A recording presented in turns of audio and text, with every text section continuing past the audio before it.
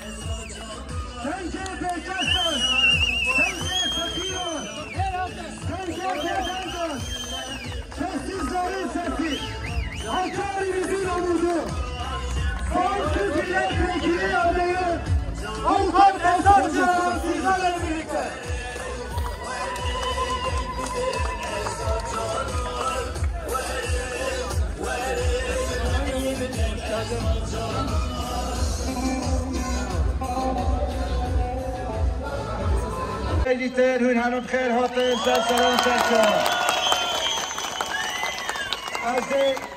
Az de basını hay akıptıran xazi Türk'üm. Kısmekeciyle Türk'üm. Değerli yüksekyoğlular, sevgili hemşerilerim, değerli bacılarım, kardeşlerim, büyüklerim. 8 yıl sonra bugün burada seçim meydanlarında tekrar sizlerle bir araya geldim. Sizlere tekrar hoş geldiniz, sefalar diliyorum, başarılar diliyorum. Değerli arkadaşlarım, benim 35 yıllık demokrasi yolculuğundan gelerek bugünü tekrar aktif bir şekilde demokrasi mücadelesine devam ediyorum. Belki 35 yıl önce demokrasi, insan hakları, barış ve özgürlük yolculuğuna 35 yıl, 40 yıl önce başladım.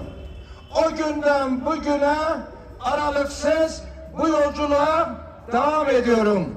Arada 8 yıllık bir dönem aktif siyaset dışında kaldım.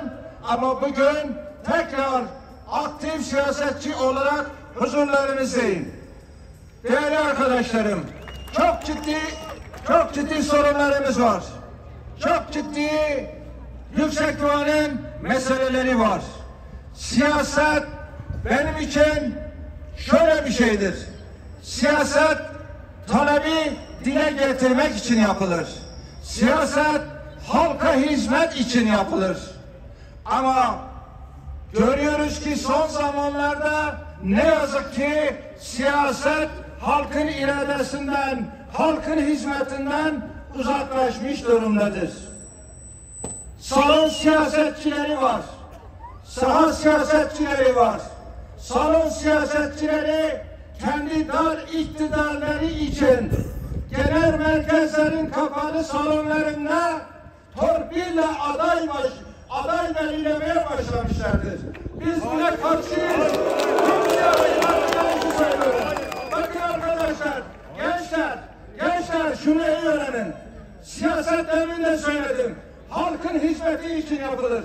Ama görüyorum ki son zamanlarda tüm siyasi partiler sırtını halkına dönüp halkın taleplerini dile getirmeyip kapalı kapılar ardından kim torpilli ise, kim akraba ilişkileri ise arkadaşlık ilişkilerine dayalı atama yoluyla halkın hizmetine aday gönderiyorlar.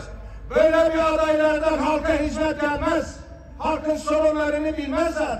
Onlar sadece genel merkezin talimatlarını yerine getirirler. Ben bağımsız milletvekili olarak bugün karşınızdayım. Benim arkamda bir siyasi parti yok. Bir teşkilat da yok. Ama sizler varsınız. Halk varsınız. Ben siyasi hayatımı halkla yaptım. Halkla devam edeceğim. Ben hiçbir partinin tabanına, hiçbir partide aday olan arkadaşlarımızın çalışmasına engel bir durumun söz konusu değildir. Ama şunu da söyleyeyim. Sosyal medyada, özellikle sosyal medyada çok üzerime gelenler var ve eleştirenler var. Efendim Esat Canan neden aday oldu, bağımsız aday oldu? Siyasi partilerde saha çalışması yapan, halk arasında olan insanları aday yapmıyorsunuz. Aday yeri vermiyorsunuz. Bırakın aday olma. Partinin herhangi bir kademesinde çalışma imkanını tanımıyorsunuz. Niye tanımıyorsunuz? Tanıyın. Halkın arasında yaşayan insanları, halkın iradesini Ankara'ya taşıyacak insanları genel merkezin parti meclislerine neden taşımıyorsunuz? Hakkari bu haktan yoksun olamaz. Hakkari'nin elbette sesini yükselteceğiz. Ben burada Hakkari'nin temsil noktasında boş gördüm, siyasi temsil noktasında eksiklik gördüm. Onun için bağımsız aday oldum. Şimdi 90'lı yıllardan geldim dedim. Gençlere, özellikle gençlere seslenmek istiyorum. Arkadaşlar, özellikle 30 yaşındaki gençler lütfen benim geçmişimi bir inceleyin, araştırın. 80'li yıllardan bu yana hiçbir yerde Kürt halkına karşı benim bir lafımı göremezsiniz. Bir açıklamamı yapamazsınız. O en karanlık dönemlerde, faili meşhur dönemlerde o zaman bu halkın yine önündeydim, yanındaydım, arkasındaydım. Bunu şimdiki gençler bilmiyor.